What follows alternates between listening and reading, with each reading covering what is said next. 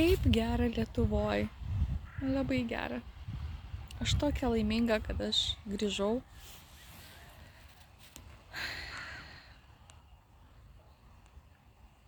Man labai reikia pagalbos.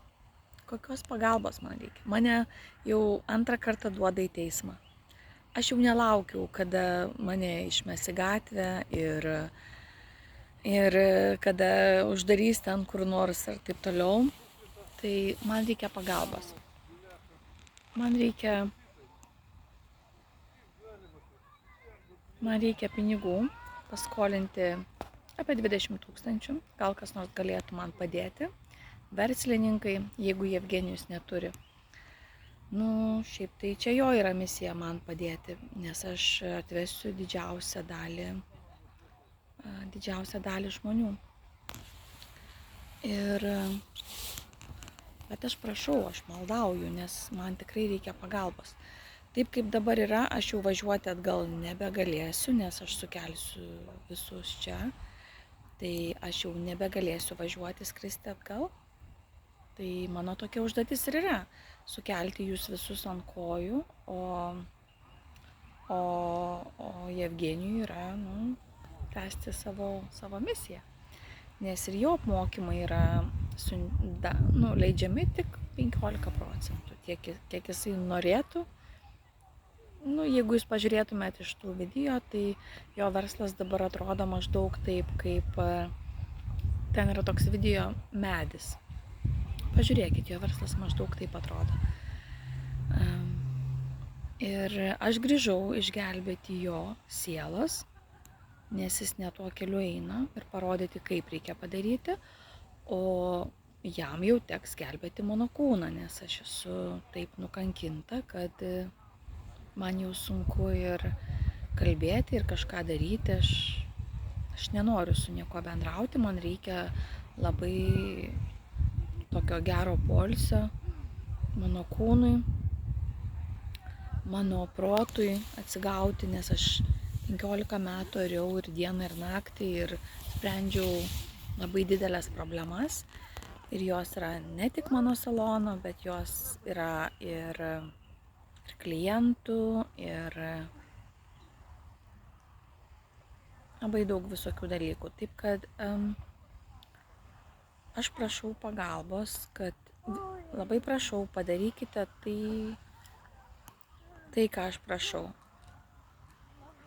Nes kitu atveju, tai yra, jūs, Lietuva nebeišgyvens. Jeigu jūs neteksite manęs, vadinasi, neteksite Jevgenijaus.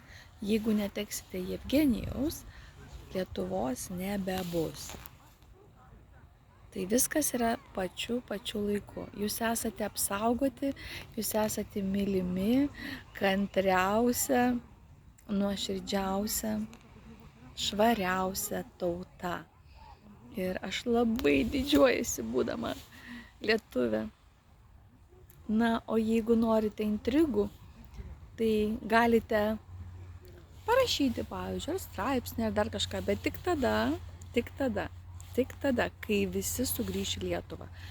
Ir kai Jevgenijus pasakys, va dabar galima jau rašyti, kai jau visi viską padarys, savo užduotėlės, tai va tada bus galima jau rašyti. Aš nepasėmiau akinių ir labai saulė šviečia vis dar.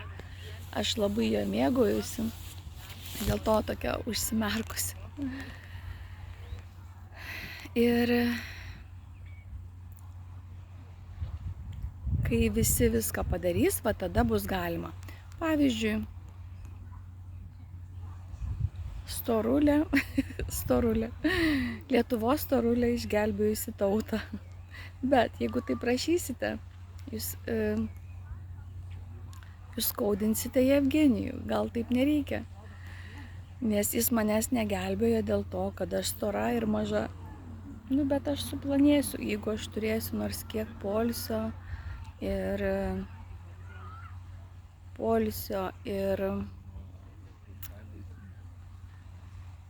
atsigavimo, kažkokios ramybės, tai aš ir suplanėsiu, nes tiesiog aš neturėjau neturėjau galimybės, nes kada yra stresas, ištisinis stresas, tu negali atsipalaiduoti ir tavo kūnas tiesiog kaupia, viską kaupia, tie gelbėjimosi ratai dedasi. Aš juokauju, bet čia yra tiesa.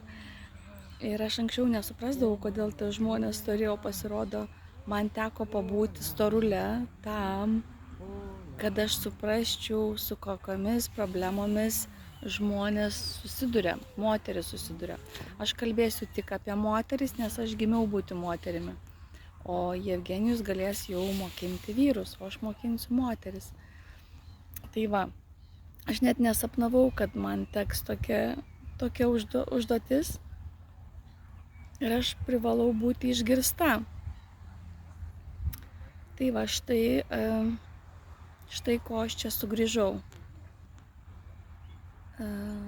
Žmogus turi tapti savo, kaip pasakyti, brandu arba valiuta, ne?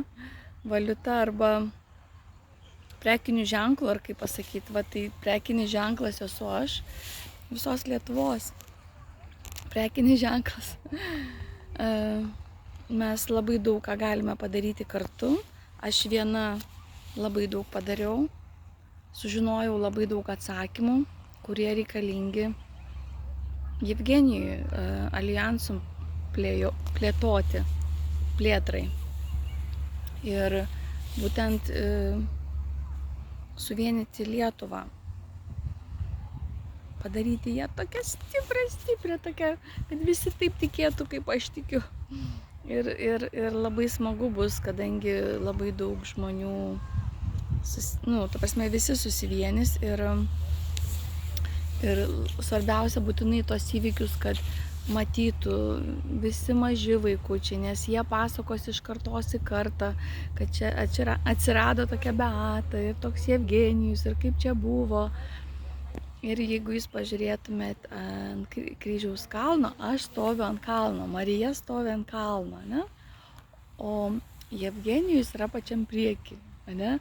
Toks didelis aukštas. Tai dabar pamatuokite jo ūgį, ten kažkiek 1,80 m turbūt, jeigu nedaugiau.